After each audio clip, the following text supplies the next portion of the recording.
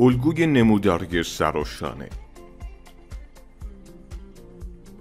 در این ویدیو خواهید آموخت الگوی سر و شانه چیست، چگونه میتوان این الگو را شناسایی کرد و چگونه میتوان این الگو را معامله کرد. الگوی سر و شانه یک الگوی برگشت روند است. دو نوع الگوی سر و شانه وجود دارد. الگوی سر و شانه استاندارد که در پایان یک روند صعودی مشاهده می شود و الگوی سر و شانه معکوس که در پایان یک روند نزولی قابل مشاهده است. در این ویدیو ما نگاهی خواهیم داشت به الگوی سر و شانه استاندارد و اینکه چگونه می توان آن را معامله کرد. از اونجایی که الگوی سر و شانه یک الگوی برگشتی است، باید پس از یک حرکت صعودی بزرگ به دنبال آن باشید. این الگو توسط شانه چپ، سر، شانه راست و نیز خط گردن شناسایی می شود.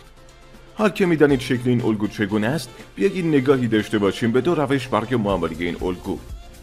پس از آنکه الگوی تکمیل شده را شناسایی کردید، یعنی الگویی که شانه راست در آن تشکیل شده و قیمت خط گردن را شکسته و به زیر آن رفته است، می توانید به دنبال فرصت فروش باشید. بهتر است که صبر کنید تا یک کندل زیر خط گردن بسته شود و سپس به دنبال فروش گرفتن باشید، چرا که تأییدی است بر این مدعا که فروشندگان کنترل اوضاع را به دست گرفتند و این گونه می توان از معامله شکست‌های کاذب جلوگیری کرد. اگر الگو عمل نکرد و قیمت مداوم بالا آمد، می توانید حد ضرر خود را بالای شانه راست بگذارید.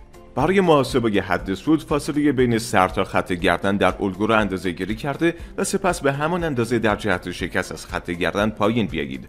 روش دیگر معامله الگوی سر و شانه این است که صبر کنید تا قیمت خط گردن را شکسته و به زیر آن رود، مشابه روش اول.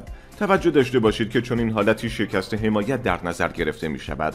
با این حال به جای آنکه پس از بسته شدن کندل وارد معامله شوید، باید صبر کنید تا قیمت ابتدا خط گردن را مجدد تست کند و سپس فروش بگیرید.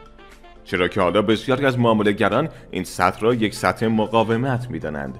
در این حالت می توانید در سطح بهتری پوزیشن خود را باز کرده که به شما اجازه می دهد حد ضرر کوچکتری بگذارید، زیرا می توانید حد ضرر خود را بالای ناحیه مقاومتی جدید قرار دهید. حد سود معمولاً به همان روش قبلی محاسبه می گردد، یعنی فاصله سر تا خط گردن در الگو اندازه گیری شده و سپس به همان اندازه از خط گردن در جهت شکست پایین می آییم. تا اینجای کار را آموختید که سر و شانه استاندارد یک الگوی برگشت روند به سمت نزولی است که پس از یک روند صعودی رخ می‌دهد. می‌توانید صبر کنید تا یک کندل خط گردن را شکسته و زیر آن بسته شود و بعد این الگو را معامله کنید. حد ضرر بالای شانه راست قرار می‌گیرد و حد سود با اندازه‌گیری فاصله سر تا خط گردن الگو و سپس امتداد همین اندازه از خط گردن در جهت شکست محاسبه می‌شود.